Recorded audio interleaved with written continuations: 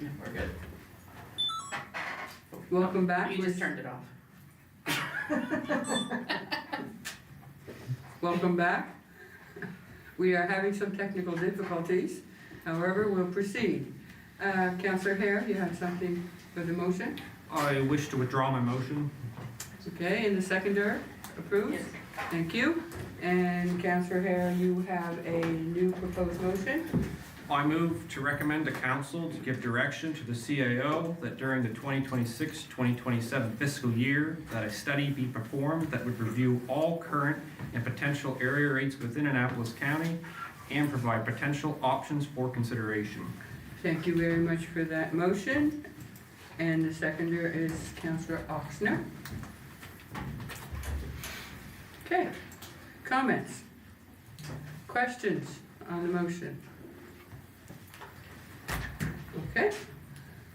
All in favor signify by saying yes. Yes. Opposed, no. Motion is passed. Okay, thank you very much. So now you have marching orders. No, I was You on the bet. agenda for the next statement Okay. before Jesse put his motion on the floor. Oh, yeah, forget Go. over here. I didn't have you in the I list. just wanted to make a statement that we were talking about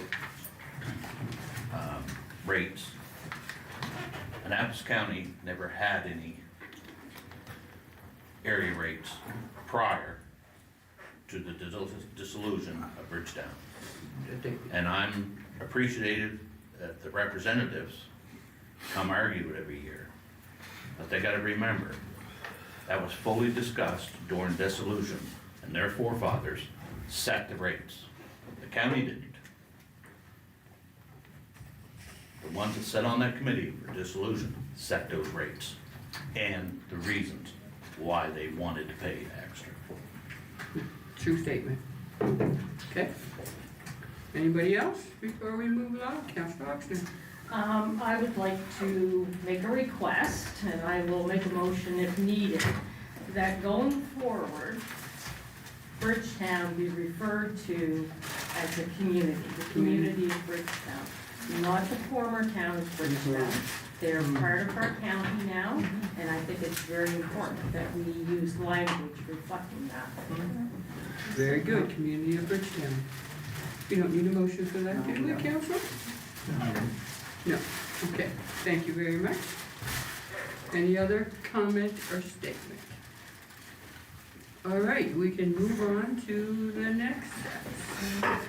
Monsieur Will, you're up. I don't remember where we were. Just finished the question. We have 10 minutes. I do have a couple of updates for some of the questions that were asked. Oh, perfect. Before I move forward. There was a question asked about the compost carts. And Yes, that venture issue ends May 2029.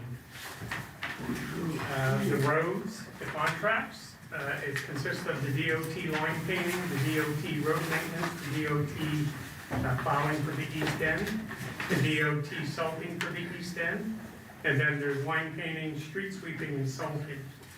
Those last three are the ones that are used in the community of Bridgetown's community rate. So the DOT ones are not included in that calculation because they don't actually do anything in Bridgetown. Could I make a quick question on that? go ahead. And then maybe this is more towards the CAO. All plowing in the east end is through DOT? There's no private contracts or none of our county vehicles that we use to plow in the east end at all, that you know of? No, there's not. I would defer to the director of the Bridgetown. We have a private contractor and they don't do the public streets, they're just plowing the, wastewater treatment plant and the Margarettsville water plant, but all the streets are done by the DOT. So there's only one private contract that we have for plowing, and that is just for two facilities. No subdivisions get plowed. Nope, that's just good. No. And I can give you the reason behind it. It's been, for what? Go ahead. Why we, council made direction for transportation to plow the 3 streets in the east end that the county usually plow. Because the contractor for the county would go in and plow hours before DOT got to do the subdivisions. So the back end of Loricon would be plowed at 6 in the morning, and DOT wouldn't get to the front end until 11 o'clock. And it was just causing great big grief.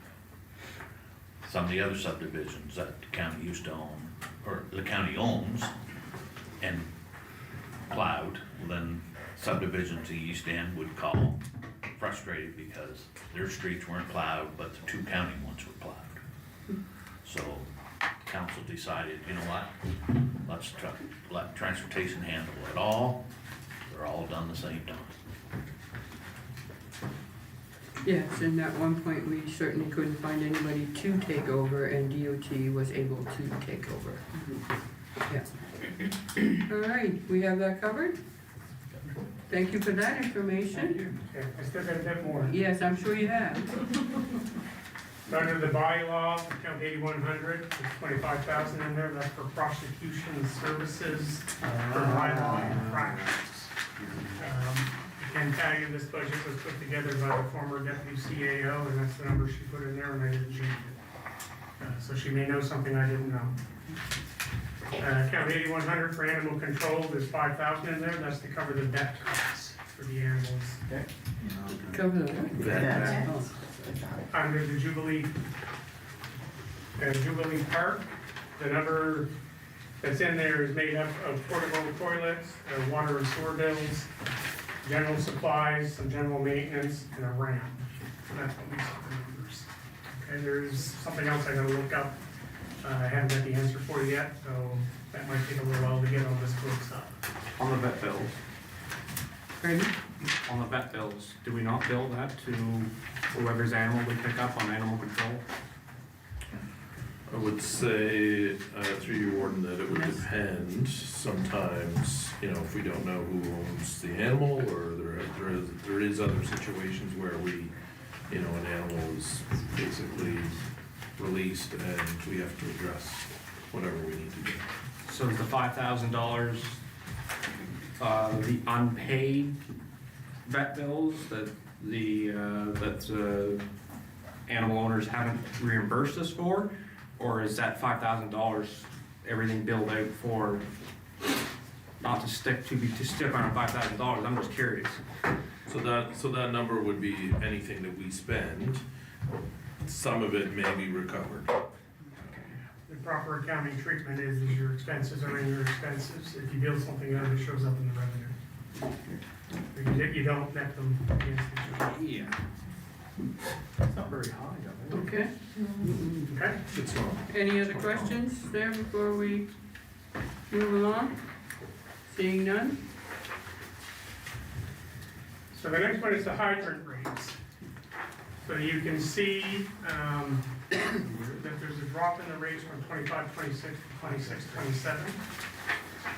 The way these rates are calculated are mandated by the UARB, so council really doesn't have a decision on what we're gonna charge for hydrant rates. There is a prescribed formula within the utility water order that tells you how to calculate what your cost is going to be and how you recover it.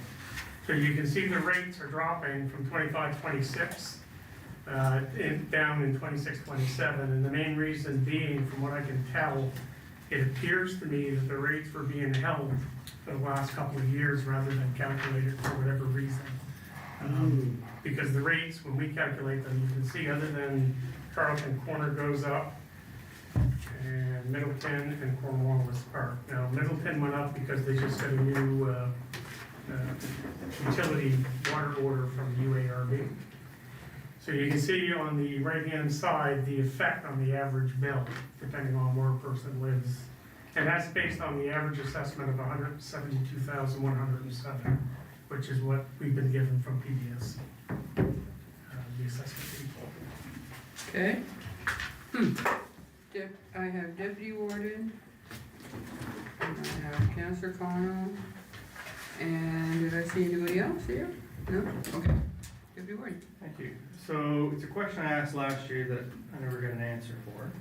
So for the residents that live in Clarence Road that are on the water utility, there are 1 or 2 hydrants there, I can't remember. And they're charged a hydrant rate, but have been told, and I was told, that those hydrants aren't for fire suppression. They're due to pressure or something, I don't know. They're used as a monitoring clean. And I never got an answer about those previous years. Thank you. Because Inglewood and Church Street, it's interesting that their hydrant rates are different. And I just, never mind, because you said that we don't control it, so, based on calculation. Okay, It's based on assessment. Yeah, so, I'm just questioning the fact, if that hydrants that they're paying for are not able to be used as a hydrant if their house is on fire, should they really be paying that rate? Because there's no Church Street, or Beaconsfield, and there's hydrants on there. They would be encompassed under the Bridgetown Road, Church Street, Church Road, or Inglewood. So that's just the question I'm looking to get. all right. The next on my list is Councillor Connell and then Councillor Argambar.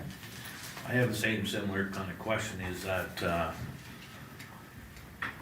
years ago, when we put an extension of water lines across Junction Road, the town automatically put fire hydrants in without even inquiring into the county, and the residents flipped out, so they shut them off, and they're not charged for them.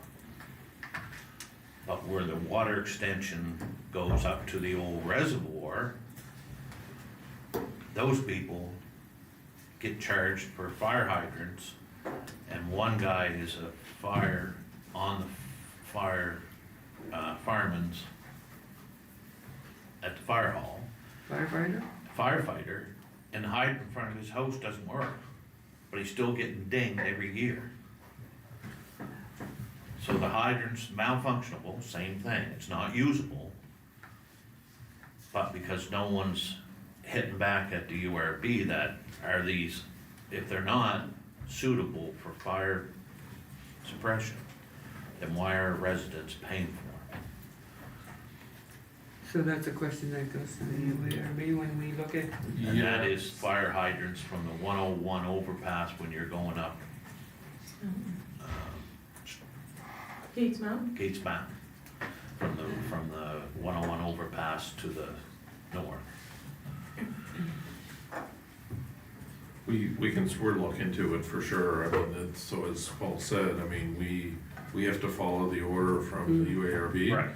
And if there's fire hydrants, they should be charged, so, and they should be operating. Right. And I guess that's probably the part that the URB's not. They don't, Looking into yeah, I mean, they don't do a follow-up. Right.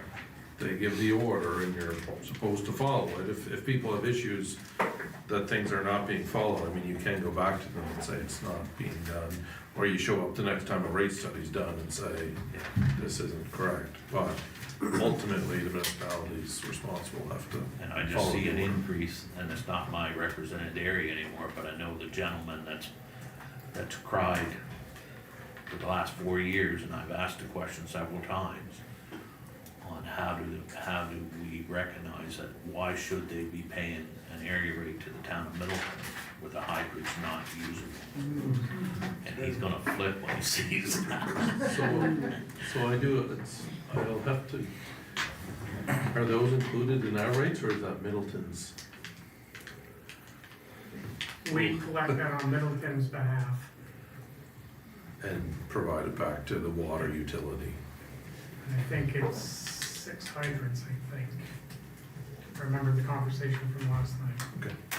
We'll look into it for sure and try and get more information. okay?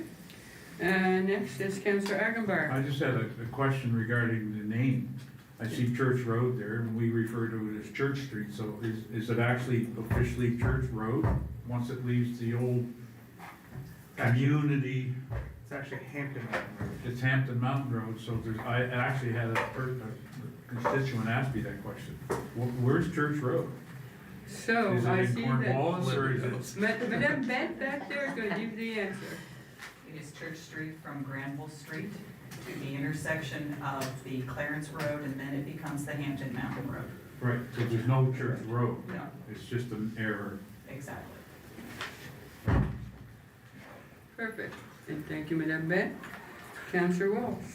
Could you offer any What? insight as to why Cornwallis Park has increased the It rate? would be based on what happened with the assessment. If the Okay. assessment goes up, the rate will come down. That's basically it. Okay, thank you. I can't tell you how much, but that's what drives, it's all based on, like, we take the total assessment that's used for this calculation based on the districts.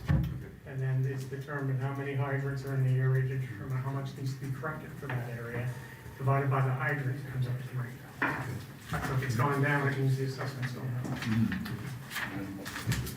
Is there anybody else? No? Do you have a little bit more to go on, or do we I take a have break no now? idea. There's probably a couple more slides anyway. So this is the other area rates, so the first 5 are the paving rates that we're recouping the money. Yep. From the paving that was done on those particular areas. The Chipman Baxter one is done, this year, 25, 26. Perfect. So on the right again, you can see what's expected, the savings from the actual amount of what we need to collect. So they're minor adjustments that people will pay a little bit less per se. And then with the street light rates, the rate stays the same because when we do the calculation of what we expect the cost to be, the revenue that we need to generate it, plus the little bit of money that we do put in reserves for the street lights, the current rate covers the cost. I'm gonna go to the next slide. I think this is the last one. So this has to do with the sewer rates. So when we do the calculation, the variable rate for Bridgetown will go up from 280 to 299. The base rate stays the same at 2434. So it's expected to affect the average bill annually will go from 556 to about 584 on average. So again, it's just a minor increase. And for the county rates, based on the calculations of the costs and what's needed and everything, the 618.42 maintains what we need to collect in order to cover the costs. So there should be no change. And that is the end of my slides. Thank you very much. Mr. Will, did you have any questions on that? Councillor Hare. So there's no variable rate for county sewer? Apparently not. And I believe this was a discussion with the previous CAO that he was gonna look into a report on that as well, or I don't know. That was part of the study. It was gonna be something, he just told me we were looking at it, cause I know people were complaining about particular areas that, had county sewer brought in, and they had their septic fields, and didn't believe they should be paying the same rate as what somebody else on sewer is using. Anyways, I just thought we were just studying if that's gonna go anywhere anymore or not. Deputy Warden. So my understanding from that was that the county's gonna be doing a sewer rate and water rate study, and that's when they were going to look at it. No, Bridgetown pays for every liter of water that you use, you get charged for a liter of sewage.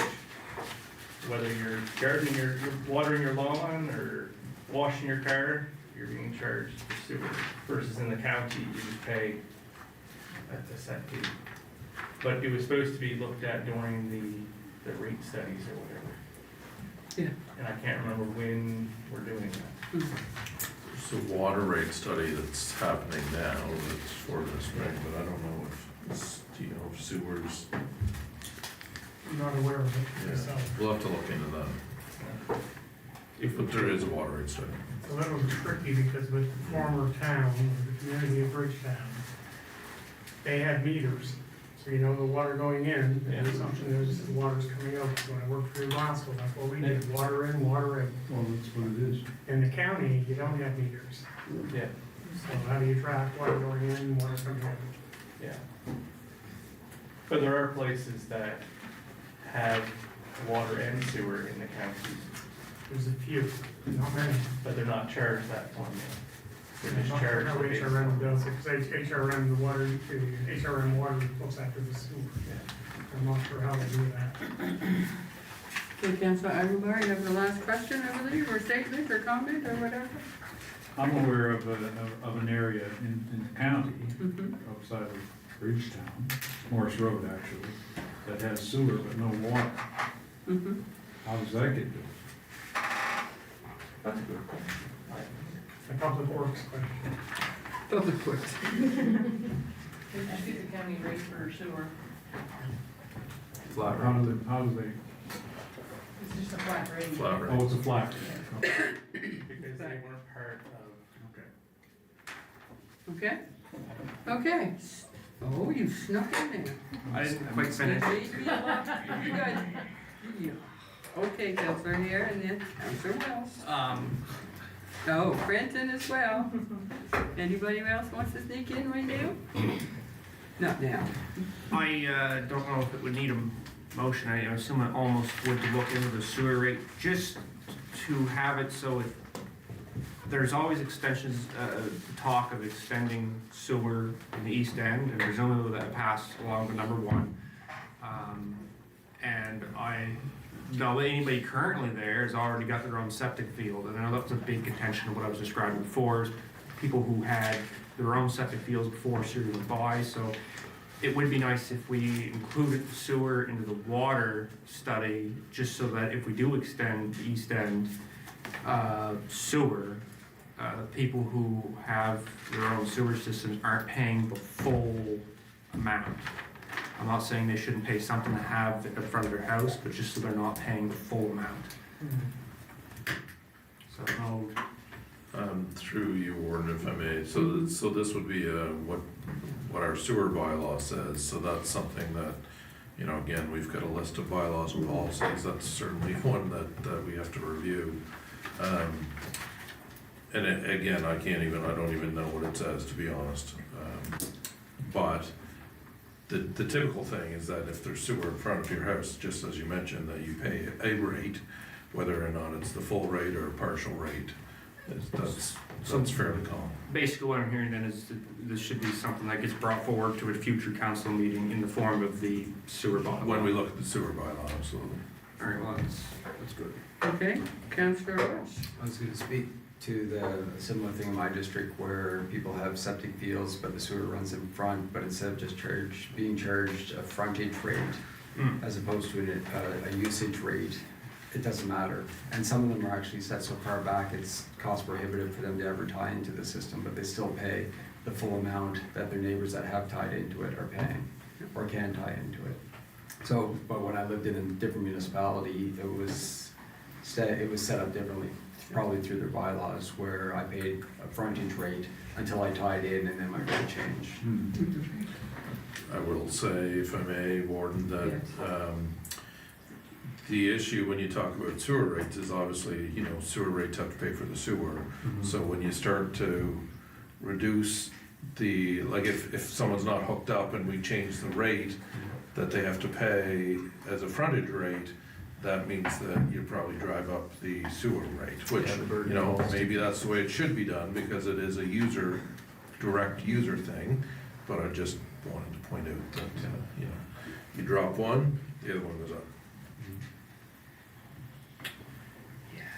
Okay. Thank you for that. Councillor Crampton. Yeah, I just had, there's one question I missed earlier, that's a quick, easy one, hopefully, for clarity. Under general government expenditures in the GL, it's on page 12, 9303, the transfers to Village of Lawrencetown, 100,000. Last year, I just wanted to confirm that last year there's an amount in 8152 Wait, did you transfer. say page 12? Yes. Yeah. Yes. And what's the Which number? GL? 9303. Yeah. Okay, sorry Essentially, about just that. looking to confirm that the transfers to the village of Lawrencetown is essentially the same amount that's last year budgeted as transfers to other governments. So it's their assessment times their rate plus 3%. So their assessment would go up, the amount of the transfer would go up. To say it was in a different, it might have been in a different line last year. That's what I'm thinking. There's zero in I put it. Lawrencetown under the account that says Village of Lawrencetown. That's where everything is. I would add to that too, because last year there was I can't remember what it's called, but there's a Lawrencetown policy Yeah. that says that we provide these amounts, so I believe that's also included in there with the It's rate. basically that number last year. Yeah. Okay, are we good? Yep. I was just looking to confirm. Anybody else wants to speak in? No? Okay, we'll take this time to take a break and have lunch.